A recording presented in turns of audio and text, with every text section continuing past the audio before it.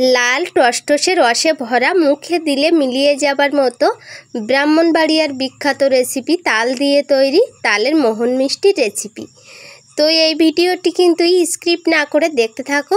অবশ্যই এই ভিডিওতে A to Z এই রেসিপির পুরো অংশ আমি দেখানোর চেষ্টা করেছি। তো এই রেসিপিটা বানানোর জন্য প্রথমেই লাগবে পাকা তাল, আর পাকা তালের খোসা ছাড়িয়ে ফেলেছি, আর ভেতরের যে অংশ শক্ত টাইপের ছিল সেগুলোও বাদ দিয়ে দিয়েছি। এখন এই তালের আঁটি তিনটে ভালো করে হাত দিয়ে চটকে নিতে হবে, একটুখানি জল দিয়ে। ভালো করে চটকানোর ফলে কিন্তু বেশ নরম হয়ে যাবে আর তালের পাল্প বের করতে সুবিধা হবে। তো এখন এইভাবে কিছু সময় ধরে চটকে নেবার পর একটুখানি জল দিয়ে আর ঢাকা দিয়ে রেখেছি 6-7 ঘন্টার জন্য। 6-7 ঘন্টা পর কিন্তু ভালো করে চটকে তালের পাল্প বের করে নিতে হবে। তো 6-7 ঘন্টা রেখে দেওয়ার জন্য একটুখানি জল দিয়ে ঢাকা দিয়ে রাখলাম, তারপরে হাত দিয়ে চটকে পাল্পটা বের করে নিচ্ছি।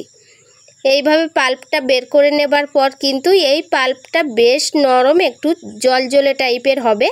তারপরে এটা ছাঁকনি দিয়ে ছেঁকে নিতে হবে। এখন এইভাবে ছেঁকে নেবার পর ভেতরের যে অংশগুলো থাকে, একটু চুলের মতো কিছুটা অংশ থাকে, সেগুলো কিন্তু ছাঁকনির উপরে উঠে আসবে।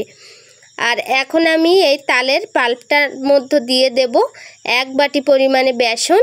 তো এখানে আমি বাটি মাপটা ব্যবহার করছি, আর একই বাটির কিন্তু 1 বাটির 4 ভাগের 1 ভাগ চালের গুঁড়ো, আর 1 বাটি দিয়ে দিলাম ময়দা, স্বাদ অনুযায়ী দিয়ে দিলাম লবণ।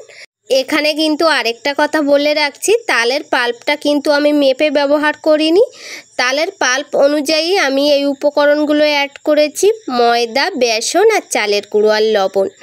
তো এগুলো কিন্তু যে যার ইচ্ছা মতো কমিয়ে বাড়িয়ে নিতে পারবে। ঘনত্বটা ঠিক এমনটাই হলে এই ব্যাটারটা রেডি হয়ে যাবে। তো এখন রেডি হয়ে গেছে ব্যাটারটা। এখন একটা কেরি প্যাকেট নিয়েছি, এই মোটা কেরি প্যাকেটের একটা সাইড একটু ছোট্ট করে কেটে নিয়েছি, আর এর মধ্যে তালের ব্যাটার দিয়ে দিচ্ছি। তো তালের ব্যাটার দিয়ে দেওয়া হয়ে গেছে। এখন কড়াইয়ে তেল গরম হয়ে গেছে, আর একটা ছুরির সাহায্যে এইভাবে আমি কেটে নিচ্ছি ছোট ছোট করে, যেমন আমরা গোলাপজাম মিষ্টি বানাই ওরকম কিন্তু তেলের মধ্যে জাস্ট দেওয়ার সঙ্গে সঙ্গে ভেসে উঠবে।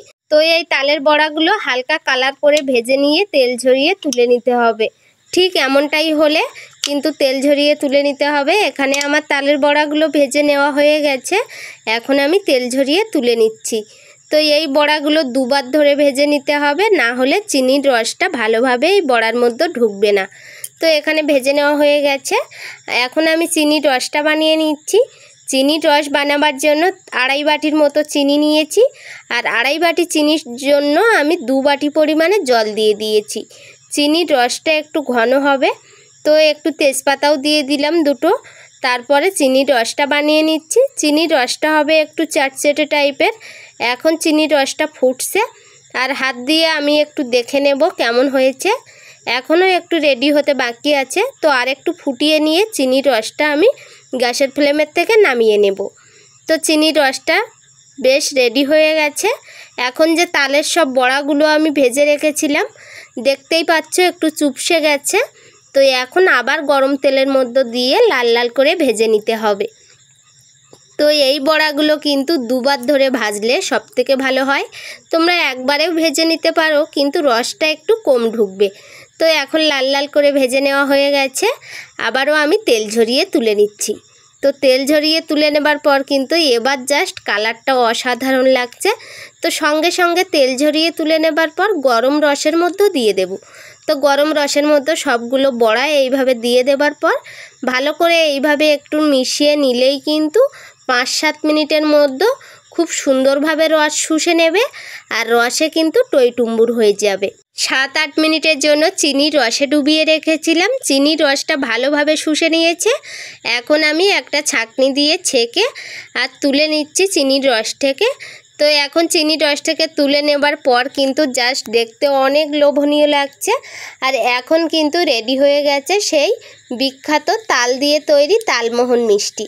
তো এগুলো খেতে জাস্ট অসাধারণ লাগে। একবার হলেও তোমরা বাড়িতে এইভাবে বানিয়ে দেখো। এই মিষ্টিগুলো বানানো কিন্তু খুবই সহজ, তোমরা বাড়িতে যে কেউ বানিয়ে নিতে পারবে। আর প্রতিটা তালের এই মোহন মিষ্টির মধ্যে কিন্তু দারুণভাবে রস ঢুকে যাবে আমার এই রেসিপিটা ফলো করে পারফেক্টভাবে বানালে। তো এই ভিডিওটি কেমন লাগলো অবশ্যই লাইক কমেন্ট শেয়ার করতে ভুলো না। ভালো লাগলে আবার নিত্য নতুন ভিডিও পাওয়ার জন্য আমার ফেসবুক পেজটি ফলো করে নিও। তো আজকের মতো সবাইকে টাটা, সবাই ভালো থাকো, সুস্থ থাকো।